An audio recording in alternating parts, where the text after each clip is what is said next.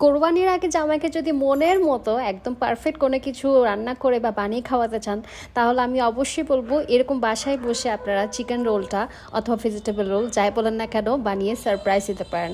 Trust me, এই chicken রোলটা যদি আপনার হাজব্যান্ড একবার খায় তাহলে পুরো ফিদা হয়ে যাবে আপনার উপর, আর আপনার রান্নার প্রশংসা করতে কিন্তু বাধ্য হবে।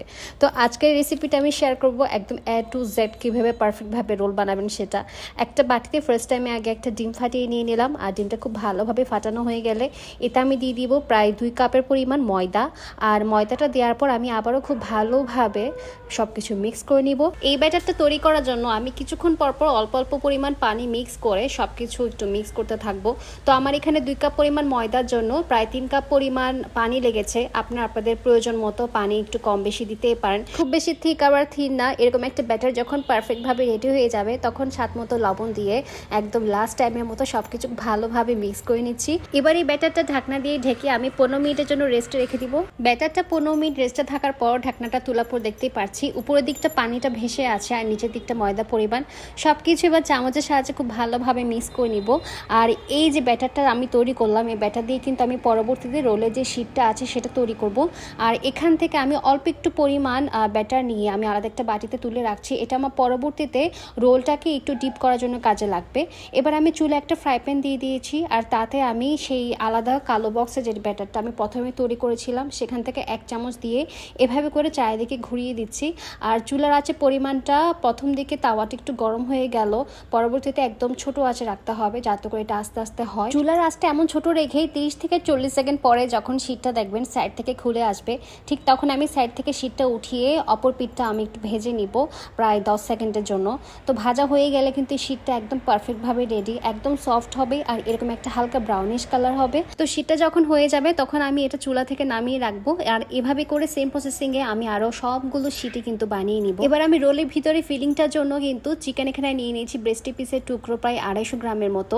আর এখানে আমি দিয়ে দিচ্ছি একে একে আদা বাটা রসুন বাটা মিক্স, আদা বাটা 1/2 টিস্পুন, রসুন বাটা 1 টিস্পুনের মতো, লবণ দিলাম স্বাদ মতো। আর লবঙ্গ এলাচ দারচিনি গুঁড়া এই মশলাটা আমি ব্লেন্ড করে আগে থেকে রেখেছিলাম 1/2 টিস্পুনের মতো দিলাম।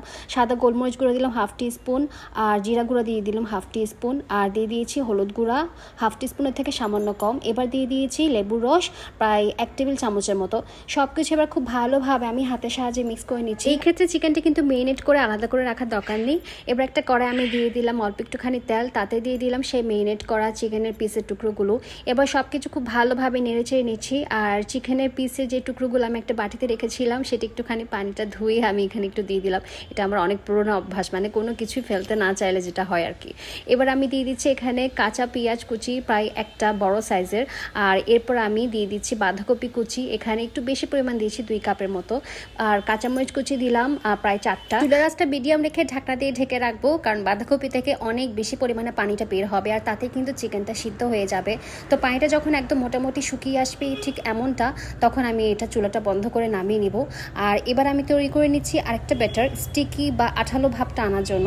এখানে আমি একটুখানি ময়দার সাথে পানি মিক্স করে এই আঠালো ভাবটা নিয়ে এসেছি। ঠিক এই যে দেখেন একটা আঠালো আঠালো ভাব থাকবে ঠিক এমনটা। এবার আমি নিয়ে নিয়েছি একটা প্লেটে ইয়েলো কালার ব্রেড ক্রাম, আর আমি চিকেনের জন্য যে শিটগুলো রেডি করেছিলাম ফার্স্টে সেখান থেকে 2 কাপ পরিমাণ ময়দাতেই প্রায় 6টার মতো শিট রেডি করা হয়েছে অলরেডি। আর রোলটাকে সিল করার জন্য স্টিকি ব্যাটারটাও এখানে রেখেছি, আর এক্সট্রা যে ব্যাটারটা আমরা তুলে রেখেছিলাম সেটাও আছে, আর এই যে চিকেনের পুরটা।